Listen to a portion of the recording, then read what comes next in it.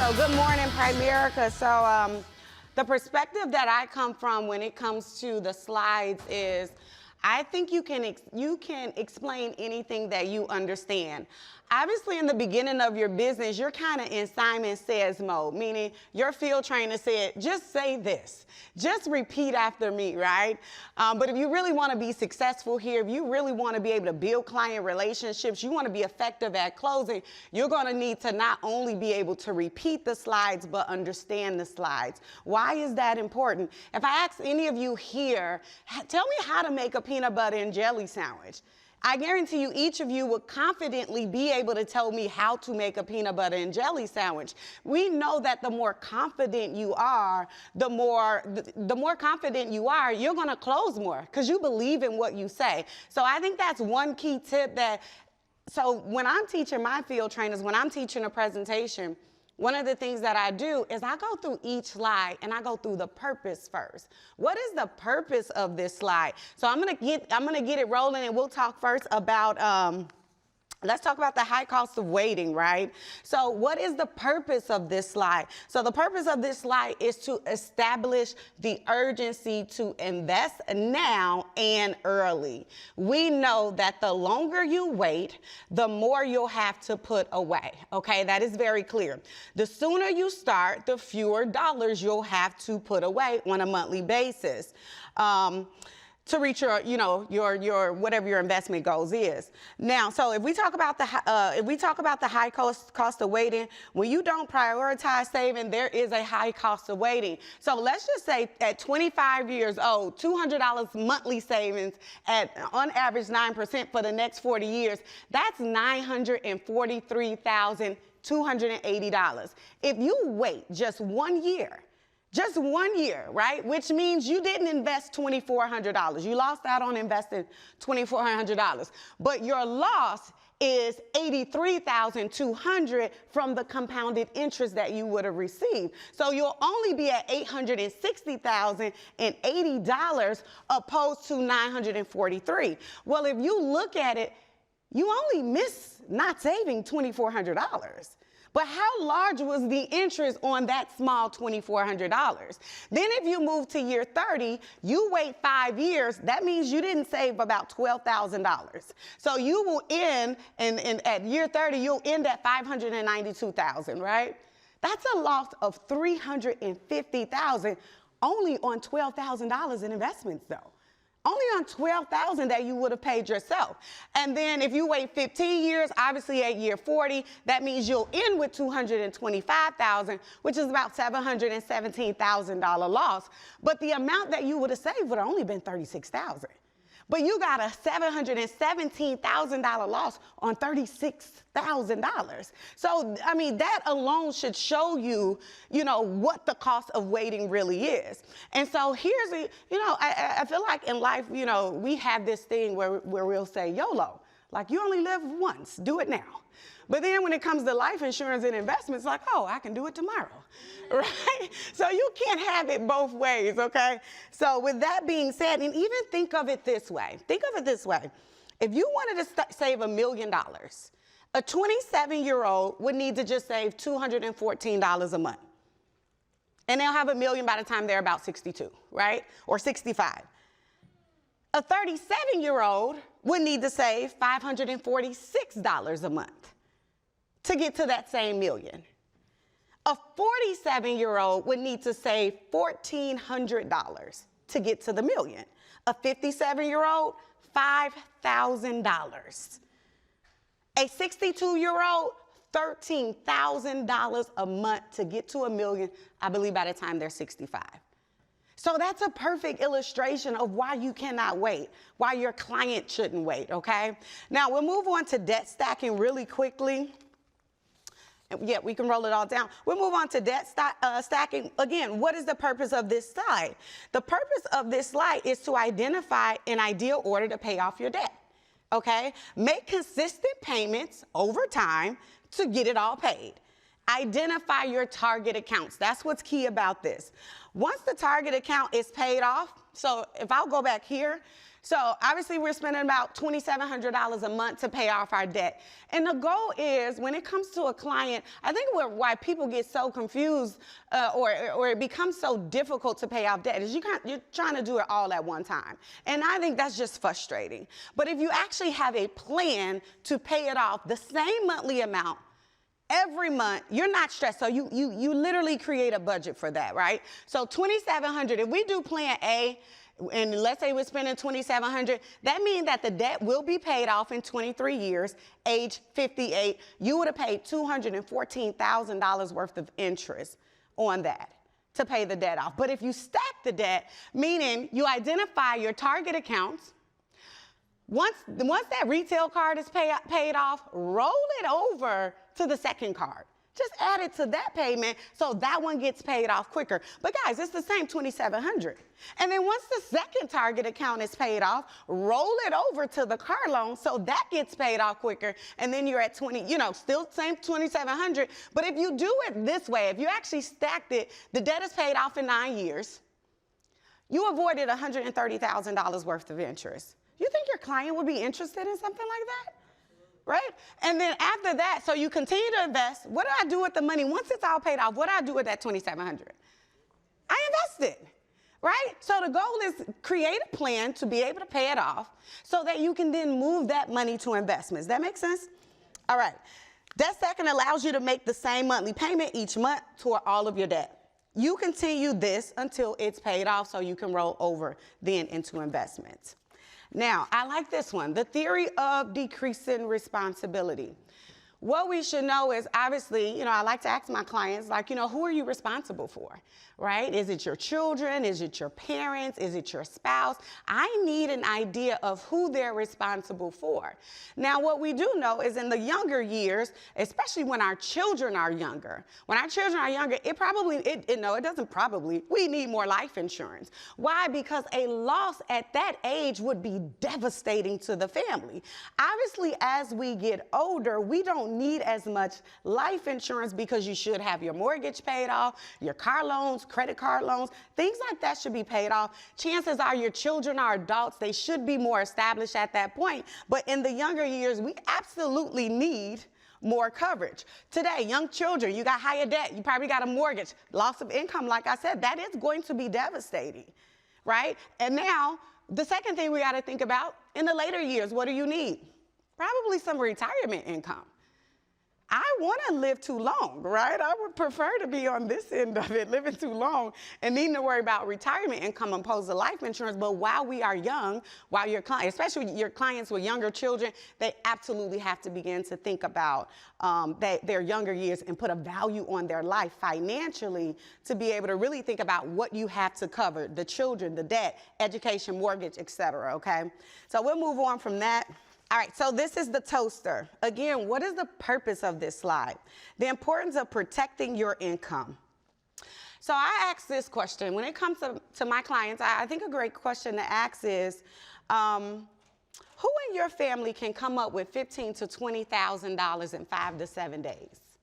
Is there anybody in your family that you feel comfortable enough to leave a debt of $15,000 to $20,000 for them to come up with it in 5 to 7 days? Because typically that's what you have to do when it's final arrangements, right? Or you could take a couple dollars a month so that you don't leave that burden with anyone in your family. Now, as we go over, what if you had a toaster, right? What if you had a toaster? I think this is a great illustration. What if you had a toaster in your kitchen and on the 1st and the 15th of every month, $2,000 popped out? Would you like that toaster? I would love that toaster. I would buy 10 of those toasters, okay? Would you insure it? I think the answer for everybody is yes. But unfortunately, here's what we know. There is no such thing as a toaster that's popping out $2,000 a month. But you are, in fact, the toaster for your family. You're popping out $5,000 a month. You're popping out $6,000 every 2 weeks, right? So if you would insure that toaster, wouldn't it make sense to insure your income that your family, your children, your parents, your spouses is obviously still going to need? And so I think sometimes if we illustrate it, people can really understand it, okay? Now, this is one of my favorite slides, and let's talk about it, right? Again, what's the purpose of this? The purpose of this is to illustrate why you should protect your income. Two-income home. Here's the reality. They're both bringing in $3,500 a month. You have to put a value on your life because everybody is putting a value on your life. Your bills put a value on you. The funeral home puts a value on you. The mortician puts a value on you. You also have to put a value on you. So we have this amazing family bringing in $7,000 a month. They have regular bills. They have a mortgage. They have cars, insurance, credit cards, etc. What happens if we lose the father? What happened to the income? The income was split in half, but not the bills. Because your creditors, they don't grieve with your children. They don't grieve with your family. Nor is it their responsibility to grieve with them. It's our responsibility to take care of our children, our family, whether we are here or not.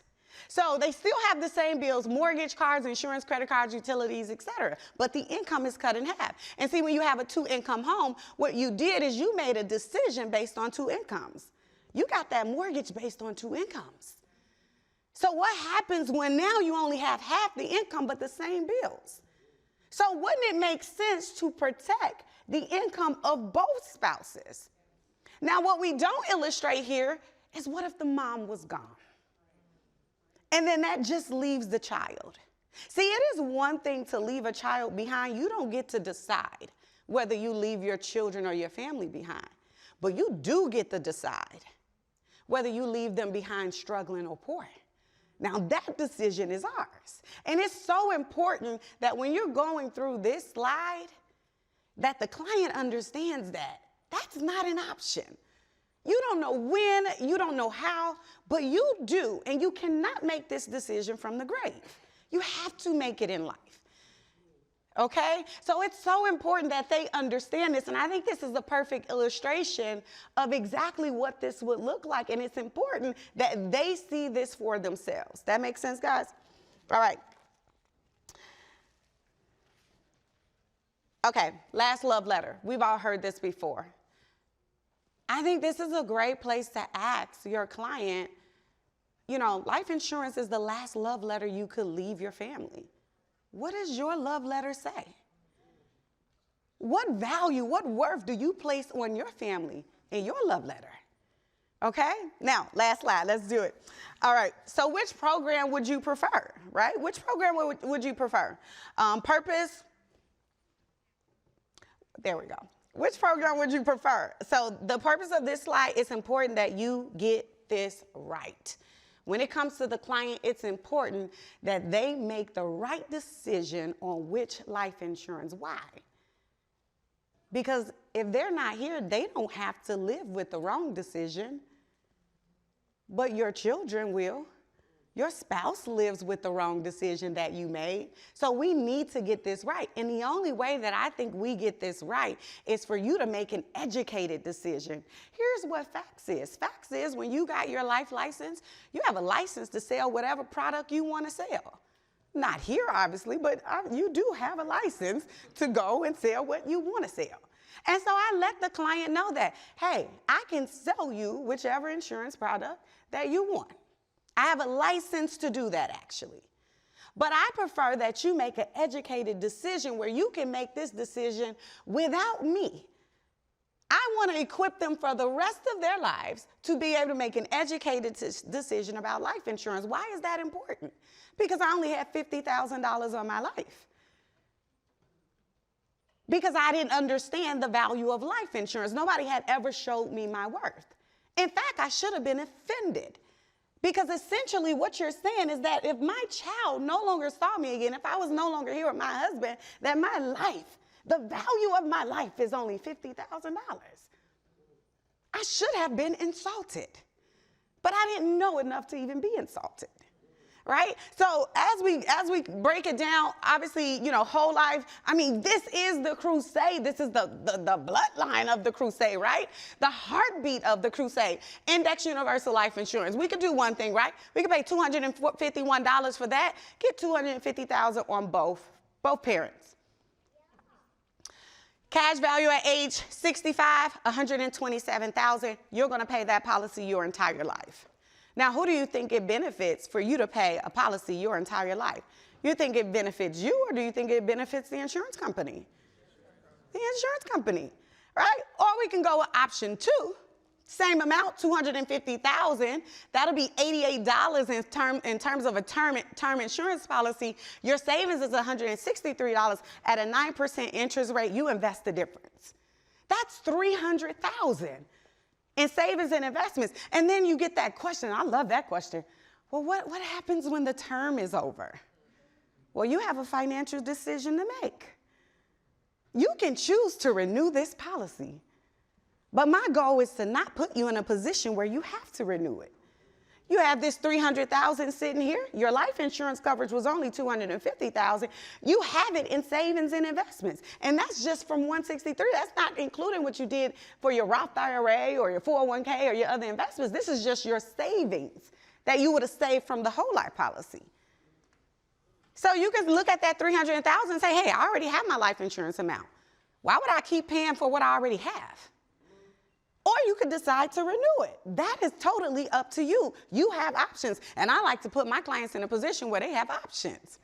And then I want them to come to the conclusion. I think it's so important. Get your clients to come to the conclusion themselves. I could tell you which one you need, but people tend to stick. They stick to decisions that they made or they believe they made. Now, $300,000, $127,000, and you're still paying that index universal life insurance for the rest of your life. Very simple concept, guys. Borrow your wealth until you accumulate your wealth. You borrow your wealth until you own your wealth. If you don't have life insurance, or you don't have what's necessary to leave your family right now, oh, you absolutely need the insurance company until you actually have what you want to pass down to your family. So I think that's important to note. And I'm going to close it out with this. When it comes to the presentation, I think in general, yes, be excited. I think you also have to know that when it comes to what we know that you probably know more than 90% of the people that you are talking to. And when you are confident, when you are excited, when you can be the solution to their problem. The main problem for most people is you die too soon. What happens to your family? Each of us have to address that. Or the second problem is, but what if I live too soon? Then I also have to address my retirement income. Will there be enough? And so when you can offer the solutions, when you can identify their problem, but offer the solution with confidence, you'll close those appointments. But competence breeds confidence. Confidence breeds success. So just be confident, get out of Simon Says mode. Obviously, if you're in the beginning stages, that may be fine, but truly understand the business, understand your product. Now, with that being said, I think the last thing that I'm going to touch on, when I was new, I understood that I needed to do the presentation over and over and over. I was looking for repetition because the more you do it, it begins to flow like water. One of the things that I did once I went district, I think so many of us neglect what's in our phone. I got in contact with the people that was in my phone. I set 30 to 45 appointments. Because if you want to go on 30, you have to set at least 45 of them. And this was just people in my phone outside of what I was already going to do so that I can make it to field trainer. And I needed to do this independently. I needed to muddy that presentation up. And I said, listen, I am pursuing a very significant promotion, but I want to make sure that I'm effective. The 2 financial concepts that I'm going to be training on, I want to discuss them with you, and I need your honest feedback. What that allowed me to do was it got my business in front of my family and friends, that they knew exactly what I did and they knew I was good at educating. So now when there was a life insurance conversation, they wasn't referring them elsewhere, they were going to refer them to me. And even people that I didn't think was going to do anything, hey, I need that life insurance. Hey, I'm interested in the opportunity for additional income. Don't neglect what's in your phone and don't text that message. Hey, I'm excited. I'm pursuing a significant promotion. I'm going field trainer. I need your time. You available today or tomorrow? Because I can't have you putting me off to next week. I got a limited time to do this. Okay, so that's all I have, guys. See you at the top, not because the bottom is too crowded, but we simply don't belong there.